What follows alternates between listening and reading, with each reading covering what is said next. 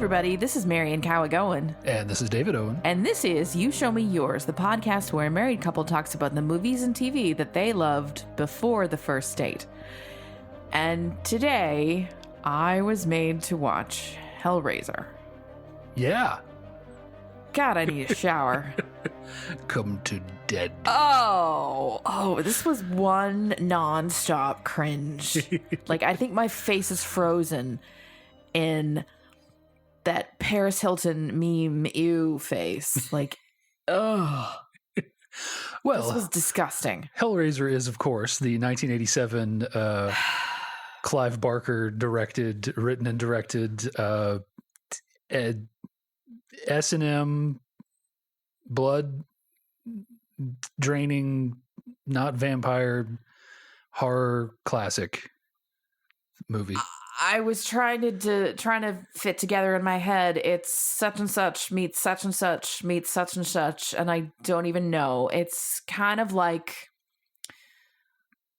Buffalo Bill from Silence of the Lambs meets Ghostbusters meets The Exorcist. It's gross. Yes. It is. Okay. So yeah. Tell me why you chose this. Tell me why you chose to show this to me. Oh, good. Okay. Well, because I think it's significantly diverse from our other entries, which are kind of slashery, like murderer, supernatural or otherwise movies. You know, because we've done Nightmare on Elm Street, Friday the 13th, and we'll do Halloween next week. So yeah, all of those are kind of like central killer. I mean, the theme through all of these obviously is these are all horror icons, sure, if you will. You know, sure. And this is the one, because I could have also picked, say, Texas Chainsaw Massacre, which would have potentially fit in more with the theme in some ways. But yeah, number one, I said to you, I think that this is the one that I really wanted to get your take on the most, because there's no way, if you hadn't seen this movie or read exactly what it was about, that you would guess what it's about just from the zeitgeist that exists around it. And you were correct. I definitely did not. Yeah, and we'll get into that. But just for those of you who may not have watched this movie, first of all, spoilers, obviously. This movie is about a man named Frank who has pushed the limits of worldly pleasures. He can find nothing else that will please him, so he enters into a sort of S&M erotic pain pleasure parallel like other universe. Dimensional heaven hell might be analog, kind of, sort of, but not really, until one of the most recent movies where they did say it was a heaven hell thing, so that he can push the limits of pleasure beyond human knowing or whatever. And then he wants out of that situation and manages to escape with the help of his sister-in-law slash former lover. He evidently has a magic dick. Yes, clearly. Like you sleep with him once and you will do his bidding forever. He's so swarthy. You just have to. He does things like take a switchblade and slice the strap of your negligee, and that's right. Hot. Like, which is it's that kind of guy. And like, that's the kind of thing that's like hot in a movie, but then there's a part of me that's just going like, well, now she's got to replace, like, that's expensive probably. Yeah. Like, that's not cheap. I shopped for that for a long time. Right. I'm like, every time we bone, is it going to cost me an article of clothing here? Yeah. Like, this proposition is becoming relationship. This relationship is losing me money. Exactly. Yeah. But all right. Anyway, so the first thing I wanted to ask you, because the way I set this movie up for you is I kept telling you, whatever you think this movie is, it isn't. Mm-hmm. What did you think this movie was prior to watching it? Like, what was your knowledge, like your total knowledge of the Hellraiser franchise? Not very much. I thought that the character that we've been calling Pinface Yes. would have played, would have gotten more screen time. Yes. I thought that he was the main character, and I guess if pressed, I would have said I thought it was like a precursor to Saw. Yeah, like death trap murder, like torturous murder. Torture porn type stuff. Yeah. Which it isn't not that, but yeah, and it definitely becomes a little bit more of that where I think every horror franchise sort of hits its stride. Like it figures out what it can do. Like they progressively lean into Freddy's personality more and more in as Nightmare on Elm Street goes on. They lean into Jason being a very like indestructible killing machine and killing people in like physically creative ways, you know, like doing crazy almost supernatural human strength murder kind of stuff. And this movie, they definitely do that. They lean into the S&M kind of vibe and pleasure is pain and pain is pleasure and blah, blah, blah. And they definitely do get a little more Saw torture porny as it goes on. But this was plenty for me. I don't wish to see any more of these or the Saw franchise. I'm now, good. The first Saw movie probably will crop up at some point. Oh, no. I'm thinking, I'm already building next Halloween. I'm feeling like Saw and Texas Chainsaw Massacre. So we're getting a theme going. You know, and I need 2 more. So suggestions. I need suggestions for 2 more. So now we have to think of what's a theme month for you where you can make me watch 4 movies that I won't enjoy. Think on that one. Testament for sure. Yes, but yes. So what weird religious / end of the world movies? Well, Testament isn't religious, but I could make you watch religious. I'm going to make you watch the Dorothy Day biopic. Okay, yeah, boring. It's not boring. Boring true life biography movies. That could be Gandhi. You got a month of that. Yeah. Figure out what's the most boring month. We'll put it in that February. Yeah. Gandhi is quite good. The Dorothy Day biopic is quite good. These are my revenge. Also, I need to cleanse your soul after this. Right. Yeah, I know, right? Oh, dear Lord. Anyway, so Frank is a sex machine with unique tastes. Yes. And again, what you knew or didn't know about this is based on the novella by Clive Barker named The Hellbound Heart. Oh, because that always goes well when someone is at the helm and makes all the creative decisions about a property. That's always a measure of high quality. What do you mean? Like, I'm just you can't do all the things well. You need multiple voices sometimes. He was a writer first, and then became was like felt I guess attached enough to this to be like, I want to direct this. Okay. I want to be the one to tell this story. So, apparently there's a decent amount of changes between the two. I've never read the source material.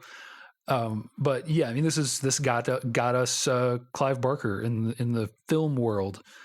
And he would go on to do many things. Some of which we may explore on some more. Please no. I'm feeling Nightbreed. I feel like that'll. Oh my gosh. Like Nightbreed is like X-Men, but monsters. Like, what if X-Men, but they're monsters? I would prefer not to. Yeah. Anyway. So yeah, I mean, there's not a whole lot to say about this movie. I don't think. We'll get to the biggest, probably grossness is the biggest thing. But while we're talking about Frank, so let's talk about some of the theming of this movie. So yeah, Frank is depicted as this guy who's reached the limits of sort of physical pleasure. One of the ways that is hinted at is when he is having his affair with Julia, who is the wife of his brother. Mm-hmm. She is basically like, I'll do anything to please you. And he's like, anything, by which he means butt sex. Probably. Because it's 1987. And I think that is one of the things that, because I kind of made this a double category of like, this movie is full of S&M themes and like weird kinky sex themes, but also like 30 years later, are we like, is this even kinky weird anymore? You know, because at the time, like S&M, like the idea that dressing up in leather and, you know, pain and pleasure mixing together, like they were taboo subjects that like you couldn't, you know, like, this wasn't something that everybody and their mother just knew about in the 80s, 70s, and 80s. You know, I'm sure it was there sort of in the periphery, but it was a very taboo thing to have these like leather clad pain and pleasure have this depicted on screen. It doesn't seem like there's much S&M in the real world. Right. The outfits are on the entities. Yeah. Yeah. And so all that we know of Frank's sex life is what we see him doing with Julia, and then a couple of pictures that he's taken of his various conquests. And it just looks like I see a lot of heads and laps. Yeah. Well, and he was, you know, he got the box in a foreign country of some kind. So, you know, it's kinky sex if it's taken place in, you know, the Middle East or Asia. Or it could be Chinatown for all we know. I don't know. It felt very like random Asian / Middle Eastern. Like I'm feeling like it's somewhere in the space between India and Pakistan. There exists this, you know, country that is full of just kinky sex perverts, and that's where you got the box. I feel like you need to examine some assumptions there with a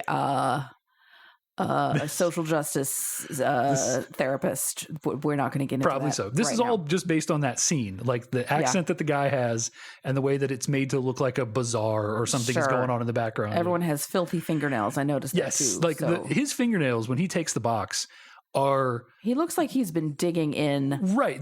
So the problem. Oil. Exactly. The problem that I have is his fingernails are like 10 times dirtier than his hands. Like. He meticulously washed and cleaned his hands, but still has literally 3/4 of an inch of dirt under his gross fingernails. But like very dedicated to hand cleanliness, but not nail cleanliness, apparently, Frank. Unless you think we're focusing on these details that are random, there's 2 close-up shots of his hand smacking down on a table with a stack of $100 bills. Yes. So you see the nails close up. Someone spent a long time dirtying those nails, and they wanted to make sure that you saw them. I don't know. I don't know what that was supposed to signify. He's got dirty nails because he's a hard worker. But anyway. Because he's a sex pervert. And they have dirty nails. Do those things go together? Not that I would know. Anyway, but yeah, his sex life in this world seems robust and aggressive. Not vanilla, but... but not like Rocky Road either. Like... Yeah, I feel like... you know, in his little squatter's hellscape, there's no sex chair, there's no whips, there's no nothing. It's just a crappy mattress. So I don't really. It seems like his S&M activities take place in another realm. Yeah, entirely. He is less kinky than Shades of Grey Man. Yes, as far as like his outward kinkiness. Yes. Yeah, I think his thing is more of just. I think the S&M stuff on the Cenobites, as they're called, not spelled S-I-N. Which I think is just a huge miss there. Come on. I hope that there was some explanation for what their name means that was cut, because that sounds like it's got to come from some ancient culture. That's like, no, Cenobites is like, that is the breakfast cereal that I want to eat. You know, like, that's my choice. Like I'm passing by the Fruity Pebbles and going straight for the Cenobites. Sure. You can get them at Burger King with a side of hash browns.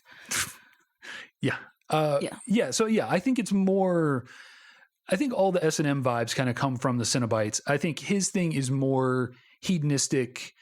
Lot of partners, and you know, in a time when that was not something you could safely do. You know, 86, 87. Like it was not safe to be having as much random sex as he was having. True. So you know. True. And then, you know, I'm sure there's somebody somewhere where the Cenobites are a metaphor for AIDS or something. I don't, you know, something somewhere, or gay panic or whatever. Like pick it. There's someone has wrote a scholarly paper about how this movie has deeper themes, because it clearly seems to have deeper themes. But Yeah, so I don't know. I think it gets an S&M rap because of the way that the Cenobites dress. But yeah, he is not whips and chains, and he is just lots of random sex and swarthy and sodomy. Let me say, despite the fact that we see Julia really loving what he's given her, I feel like not actually all that pleasant for his female partners. Sure. He seems like wham bam, thank you, ma'am. He does. Definitely. I think it's more I think the idea with Julia is she is attracted to how not Larry he is. Yeah. You know, Larry, the father of Kirsty, who is the heroine of this movie, and the husband of Julia. Larry is like the most vanilla.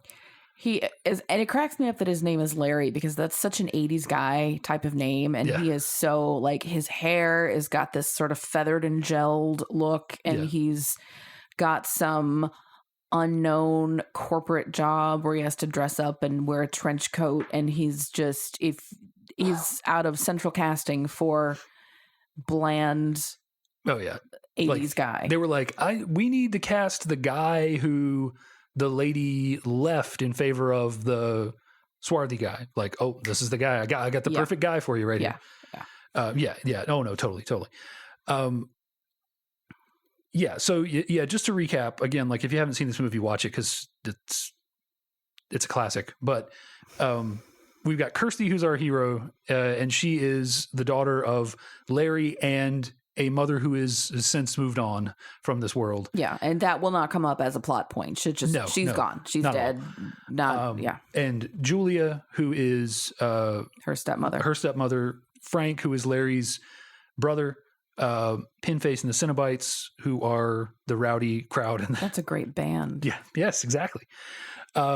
There are a few others here and there. Steve, Kirsty's kind of Steve, boyfriend? Sort of boyfriend. I don't understand, but okay. There's also a moving guy. Did you notice the guy, the younger? There are two guys who are helping them move. Yes. So, as with most of these episodes, I like to go and watch some top 10 list on the internet or read some stuff read trivia on IMDb. Sure. So, Doug Bradley, who plays Pinhead. Okay. He initially auditioned and was going to be the moving kid, like the guy who was like a little bit inappropriate and asks for a beer while they're moving, like kind of flirts with the wife and the daughter. And apparently like the guy who did get the part, like beat him out. They were like, no, he's so much better. But you're already here. Like we got this movie, we got this thing. But apparently Clive Barker knew Doug Bradley from like a stage show or something they had done together. So, like Doug Bradley was going to be in this movie, but he was just going to pop in and be like this one day shoot funny. And he ends up as Pinhead, this iconic lot more character. Time in hair and makeup. He ends up as lead Cenobite. As he's known in this movie. Just like there's no Jason in the first Friday the 13th, there is no Pinhead in the first Hellraiser. He's lead Cenobite. He doesn't get that name until I think the second movie. So I always think that's one of my little funny trivia things that I learned about this is that he was just going to have like a one day, 6 hour shoot, and he ends up probably in 6 hours of makeup a day. Yeah. For now that said, Pinface does not get a lot of screen time. No. I think it's like less than 10 minutes or something of total screen time. And you see him at the beginning and then you don't see him for like 40 minutes or something. Yeah. Like the loose plot is kind of Frank gets taken, then blood gets spilled in the attic where Frank was taken, because this is the family home of Larry and Frank. So Larry is now moving into the family home. Blood gets spilled. Julia spends a lot of time seducing men and killing them so that Frank can drink their blood and get his flesh and bones back. Okay, so it was just drinking the blood. Okay, because I thought it was literally a Buffalo Bill thing, like he needed their skin. At the end, it was. Okay. So at the end, he kills Larry and takes his skin. Okay. But prior to that, he is just sucking blood. Okay. He's just sucking blood, and it's kind of like, I think the idea sort of is whatever he takes from them is what he gets back. Like he's sucking their innards out, he's getting more. Okay. I got to say, he did not do a good job because those corpses were still pretty juicy. Yeah, they still have plenty of pulp left in there. That is wasteful. Yeah, he definitely drinks OJ without pulp. Like, he's not, like, you're wasting too much. That's where the fiber juice. is. Like, come on. Right, yes. That's those, all the vitamins and minerals. Yeah. Yeah, and so there's that long stretch in the middle where Julia's bringing dudes from the airport bar or whatever, where there's no Pinhead, there's no Cenobites, there's no, and then at the end, Cenobites, Kirsty finds out the secret about Frank, steals the box, which Frank somehow still has. So the box is supposed to be if you open it up, which you can do completely not on purpose. Yes. Then you summon the Cenobites and they're going to take your soul, even if you did it on accident. Yes. Well, so it's supposed to be, I think the idea is the giving of the box is tightly controlled. Like, the box is the ethnic man at the bazaar who gives the box to people. If, again, that guy also straight out of Central Casting, he is he is the arbiter of who gets the box. And the box is given to those who will receive it. In general. So I don't know if the idea is there are multiple boxes, because the inn doesn't seem to support that, or if Frank somehow escaped with the box. Did he somehow use the box to escape? We don't know. But anyway, Frank has been caught in this other dimension, which we'll actually see in the second movie, which is ruled over by this entity named Leviathan, who's like a big, weird pyramid version of the box. Awesome. So sounds awesome. So in this movie, Kirsty, when she accidentally opens the box, like you were saying, we see the sort of underworld of the domain of Leviathan for a minute. The walls open in this hospital that she's in when she accidentally solves the box, and she walks into this hallway where we meet the engineer. That's what that Cenobite is called. It's like a penis crossed with a cockroach. Yeah, with a or like a shrimp, scorpion stinger. Yeah, it's very weird. Are I mean, props for imagination, but these things are gross. And these, like, a combination of punks with pins everywhere. Yes, and like bugs. Yeah.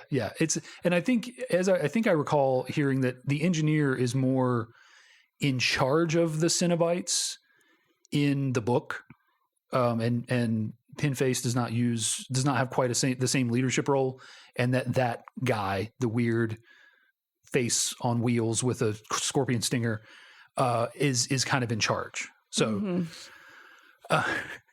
so yeah, so that's kind of his domain, and that's sort of where they live. And so Frank has been there in the realm of Leviathan, being tortured for eternity, this hell analog world, Yeah. I gotta say, like, this does not sound like S&M so much as a bait and switch. Oh, you thought you were here for your pleasure. No, you're here for ours. For you, it's just pain. Kind of, but I think it's more, so the idea actually that gets expanded on as the movies go forward, is even old Pinface opened the box at one point. He's a English soldier in World War I, and after surviving some funky stuff and having survivor's remorse, survivor's guilt, goes on this bender of hedonism and whatever, and ends up in, some foreign, wherever, and gets the box and opens it, and then I guess was so good at being pleasure, pain, tortured that he ascended to the rank of hell priest. Pinhead is a hell priest. Made middle management. Well, yes. That's Pinhead is considered the hell priest. Okay. That's his deal. So I guess, you go there, and if you're good, you eventually become a Cenobite, and the Cenobites are also all still continuing to get to explore pain and pleasure, and yeah, like it does feel a little bit like a bait and switch, but it also feels like this sort of like classic sort of this idea that you hear people spout that I don't know if anybody ever really pursues, that like at a certain point pain crosses into pleasure, and not just like, spanking or whatever, but like real physical damaging pain eventually feels good, I will pass. Like, Thank you. like people who are hanging themselves from hooks and stuff in S&M clubs and that sort of thing. Yes. Anyway, so yeah, we're all over the place here. Yeah. S&M themes. So I do think in general, Frank is a little tame by today's standards. Like what he seems to want, which is just sodomy and sex with a lot of partners. I think today we kind of look at Frank and go, okay, sure. Like, you know what? Now that you mention 50 Shades of Grey, so one of the critiques of that whole fictional universe, the books, the movies, was this guy's behavior is acceptable because he's rich. If he were poor and he just liked to spank his partner or whip her or whatever, he would be arrested for assault immediately. Yes. And that's kind of like Frank is that version. Yeah, Frank is the poor bad, the really bad guy. Yeah. Like looked at as a bad guy. Yeah, for sure. Yeah. So this movie was actually pretty low budget in the scheme of things, and there's all these other stories, that I read about it. It's interesting stuff. Like, initially it was supposed to be set in England, which is why some of the voices are obviously dubbed. Frank's voice, the boyfriend. So I think that the plot was supposed to be that they left Brooklyn to come back to England, Yeah, it was not clear. Right.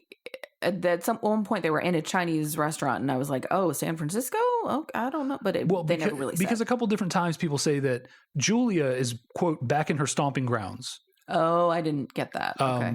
And I think that would make sense if Larry and Frank and everybody if they were all British. Yeah. And Kirsty was maybe American mom, British dad, which would explain why like the family residence of Larry and Frank is in Britain. But anyway, at some point, I don't know what actually was the original intent, but at some point they needed more funding and they showed some special effect reel or something to some backers. And they were like, okay, yeah, sure. We'll give you more money. Sure. But here's the one thing, like we need this to appeal to American audiences.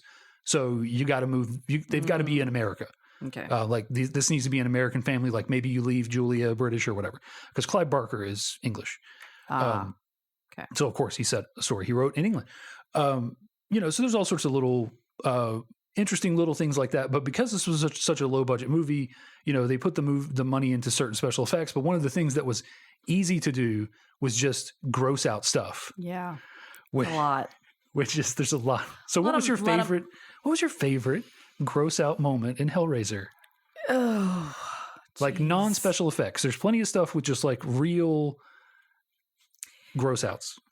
There were a lot of maggots. Yeah. Maggots are like, I'm not scared of them. I'm not going to scream and run away, but I'm just thoroughly grossed out by them. Yeah. How about the guy eating crickets? Yeah, that was okay. Good. What? I don't want to know, but what was that? I don't know, because he's kind of, whereas the crazy old man sort of trope that gets started in Friday the 13th sort of propagates throughout horror and through that series, like, it's a death curse. You're all going to die. Well, yeah. This guy is like a version of that, but he just kind of hangs around and he's dirty and he's got weird. He's weird and he's got a crazy beard, a dirty beard, and he just keeps kind of lurking around Kirsty. He's some kind of watcher. He's somehow related to the box. At the end, he turns into a bone dragon and flies away with the box. Yeah. I would say usually those, crazy, creepy old men are either saviors or they're like a Greek chorus. Yeah. Like a Cassandra type thing. But this was not that. And I don't. And they know. They don't really, like I was saying, they don't really explore that idea. I don't think too much. Fine. I didn't really need to. Now, he definitely appears in other movies. Versions of him appear in other movies, but they don't really do a lot immediately to develop that idea. I don't think the second or third movie, I don't know that he's in those at all. But yeah, he's somehow related to the Cenobites or the box or Leviathan or whatever. He's a watcher. And at the end, they try to burn the box in this random abandoned lot, which just has weird burning stuff like a burning chair. Oh, I thought it was that the house had burned So down. I thought that too, but just looking around, the setting that they're in is definitely not the house. Oh. So the house, you are supposed to believe that the house burned down. Yeah. And you maybe are also supposed to believe that that burning stuff is the remnants of the house. But there's a parking deck beside them. And like they are in like an abandoned lot in a city setting. Okay. So again, low budget movie. So it's very possible that the intent is these are the burning remains of the house. Yeah. But that's not what they didn't do a good enough job of covering up. That's what you meant, but that's not what you showed. Right. Yeah. I would imagine that it is supposed to be the burning remnants of the house. Because they do this whole like, again, low budget. They do this whole cut thing where the house like the lights up and then there's a picture of Frank that's burning and then that transitions. And I always took that to be the house burning down. Cause you asked me in the beginning, like, they're not going to destroy this beautiful house, are they? And I was like, well, whatever you see, rest assured this house was not destroyed in real life. It's a very nice house. I weep for those stained glass windows. Yes. Yeah. It was an awesome looking house. They put the box into the fire, remnants of the house or not. And the crazy vagrant comes up and just steps into the fire and gets the box. And then he just continues to burn until he turns into a bone dragon and flies away. Yes. And the end. At the end. Well, and then the box is sold to the next person. The end. It was, they did a lot with maggots. They did a lot with traditional gross outs, just like, here's a plate of disgusting food. Mm-hmm. And there's maggots and roaches on it and stuff. There were some big roaches too. I did also read fun fact. Is it truly a fun fact? Well, it's fun. It was fun for me. Okay. I don't know if they're male or female, but all of the roaches are single sex. And that's not a fun fact. And this is the fun fact. They had a roach wrangler on set whose job it was to sex the cockroaches that they were going to use. Oh. Because if they had used the opposite sex, then they would have had an infestation. So apparently there's rules about filming wherever they were filming, England or America, that when you use cockroaches in a scene, they have to be all one sex. And so therefore you have to have someone who can sex your cockroaches. You know what? That is a fun fact that I will remember next time I'm dissatisfied with my job. Mm-hmm. It could be worse. I could be sexing cockroaches. You could be the lady who has to sex the cockroaches. Really, a roach wrangler in any form is just gross. Though honestly, I would rather be the guy who just has to keep up with them than the one that has to like pull their little roach skirts up and like check for genitals. Or I don't know how you sex a roach. I don't want to deal with roaches. Does anybody know how to sex at all? Let us know if you know how to sex a roach. Yeah, and if you are in fact a roach wrangler and your job is delightful, I am sorry. I am sorry for offending besmirching you. the name of roach wrangler. Also, I am kind of sorry for you because you're not convincing me that that's a good job. Right, okay. Oh gosh, okay, we gotta finish this up. I can't. You just can't take it. I'm grossed out. So anything else you wanted to hit on?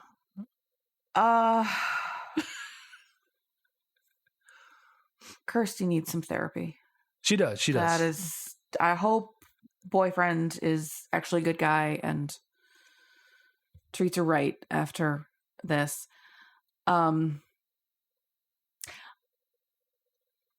it supposed to be an obvious tell when at the end when Larry's eyes changed color? Because that was super obvious to me because there had just been a shot of him that made obvious how blue his eyes were.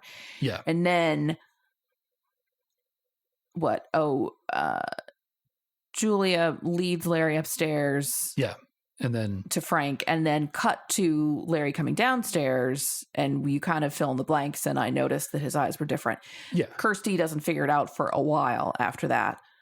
That was supposed to be obvious, right? Yeah. I mean, I think so. I mean, so much so that they do a shot where like he kind of like, they have this great like AR after the fact, like squishy sound where he's like pushing on. Yeah, like he hasn't fully assimilated into his new skin. Yeah, and he has like this weird ring of blood around his hairline. Yeah. You know, like I don't know if you're going to put on a human skin suit. I don't know where is the seam. Does it like take some time to cure? Right. Like how does it suction onto your?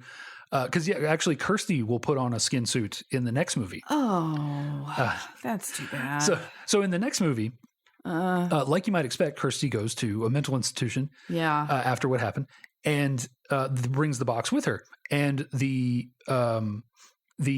head of that institution has basically been, he has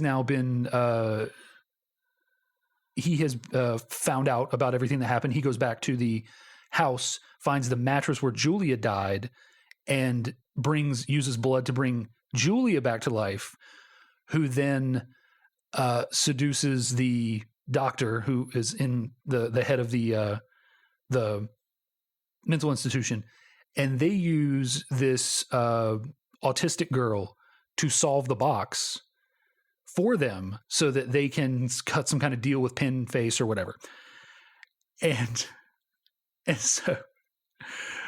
but Pinface is a man of honor. So he realizes that the young girl was manipulated in solving the box. So he instead goes after Julia, who now has killed enough people where she has her skin back, and the doctor gets turned into a Cenobite, and Kirsty has to go into Leviathan's realm. This is where you find out about Leviathan and all this other stuff. She also finds out here about Pinhead's former identity, and she meets what she thinks is her dad in this realm, but it's just Frank wearing her dad's skin again. And then she gets the idea from that to fake out the doctor or fake out whoever by putting on Julia's skin. So in the end of the second movie, Kirsty wears a Julia skin suit.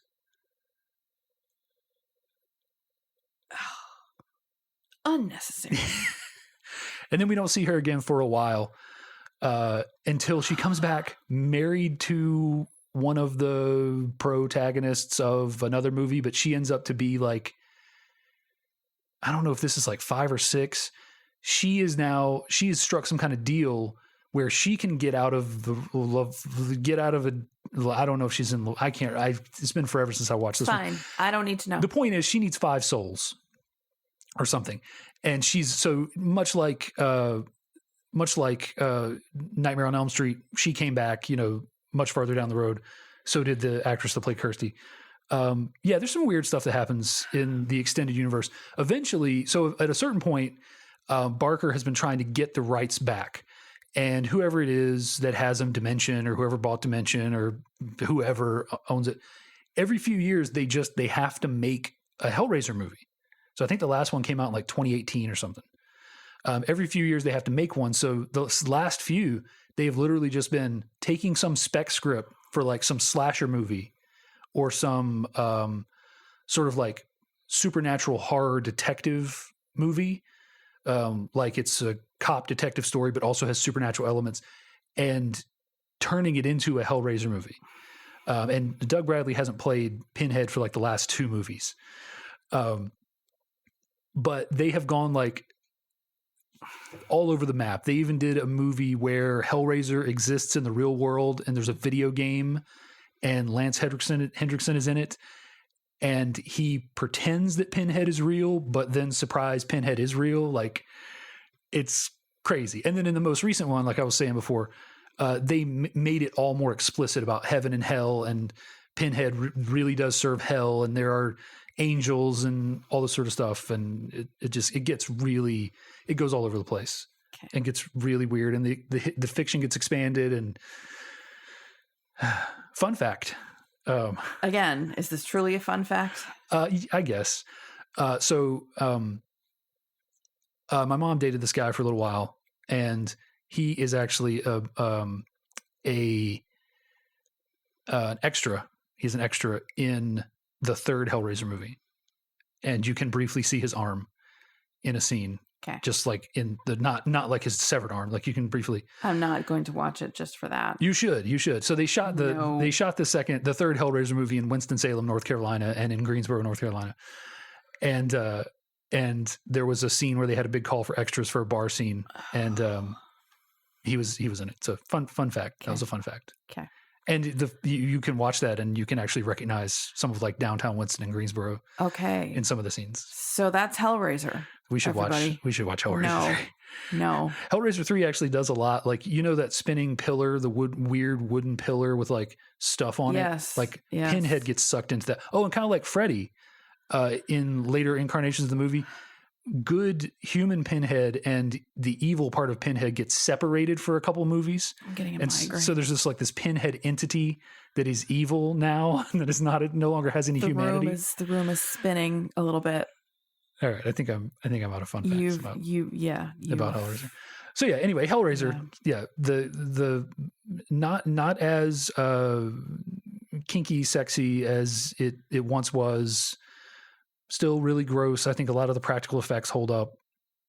I'm definitely grossed out. The skinless body stuff. I like the reformation scene where the blood hits, and then you see there's a heart in between the floors of the house that sucks up the blood, and then you see like his skeleton forms up out of the floor and comes to life, and it's all very delicious. You guys, I kind of wish this were a video podcast so you could see my face. I'm just okay. That's Hellraiser. I guess it is. Oh yeah. Wait, one last thing. Oh, for crying out loud! Any comment on Frank's last words before he dies? I forgot. What did he say? He says Jesus wept. Yeah, I don't even understand that. I don't like, because it isn't explicitly that they're hell demons. It's weird that his last words are Jesus wept. I don't even if it were explicit, I don't understand that. I feel like that's someone like, oh, this is really profound. Have him say something about religion, but as a person with a tad bit more theology background, I'm like, I don't. What? I always kind of took it as he, in his last moments, he is appealing to a savior in some way. Is that all you have to do? I guess. Now later on, it will become much more like the whole religion thing will be much more explicit, including a scene where Pinhead pulls 2 pins out of his head and pushes them through his hands, and then stands in the Christ pose as a stained glass window explodes behind him in a church. Oh, goody. That's not blasphemous right, so at all. Yeah, yes. It becomes much more sacrilegious and blasphemous as the series goes on, but not explicitly so in this verse. Just, a little bit weird that they were so sort of steering clear of saying, like when she asks the Cenobites, who are you? He's like, we're explorers. Like he isn't like, we're demons from hell, let's suck your soul out. So it is weird that it ends on that note. But on that note, we can end this, and put me out your of torture, my misery. Your misery. Okay, so that's Hellraiser, folks. There's only one more left. Only one more. Yeah, Spooktacular. We've got one Halloween. One. Yeah, our last Halloween episode is Halloween. I would say I can't say a Halloween movie, but this one actually is a Halloween movie. It is Halloween. So let us know what you think of Hellraiser. You can tweet at us or send us an email. Our Twitter handle and our Gmail handle are the same. YSMY podcast for you. Show me yours. I don't have my usual pep because I'm just thoroughly spent. I'm that grossed out by this. Oh, goodness. Let us know what you think and tell us more if you're a cockroach wrangler. Yes, please. Or a cockroach milker. Yeah, I hear that's a thing too. Yep. We'll pass. Dairy for life. Yeah, let us know what you think. And we have new episodes in October every week, typically every other week. So you can find us on most of your major podcast providers, specifically Apple Podcasts and Spotify. And Pandora, which apparently is our right. Pandora is our number one. Yeah, that's right. Pandora is a conduit to us. A lot of you Pandora listeners out there. So thanks. While you are at your podcast provider, if you could rate, review, and subscribe, that would be awesome. You'll get our latest ones right in your queue. And let's see. Yeah. So next week in our Halloween Spooktacular, we're talking about Halloween. Yeah. Gotta say, after this, I don't have high hopes. Is this our first reoccurring director? I don't know. This is John Carpenter, much like They Live. I don't know. This might be our first reoccurring director. Okay. Goody. Halloween. Yeah. All right. Well, tune in next time for Halloween. I'm going to go take a shower now. A lot of showers. In the meantime, this has been You Show Me Yours. Thanks for listening. Bye. Come to daddy. Oh, God. Don't do that. Bye. Ew. I need about 6 showers.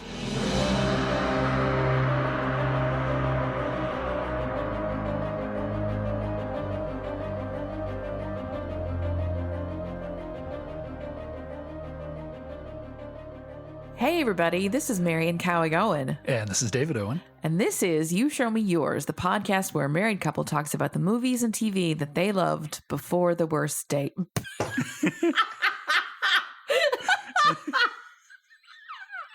Is this the worst date? Freudian slip, y'all. Freudian slip. We've made it to the worst date. I mean, for so many reasons. Yeah, it is.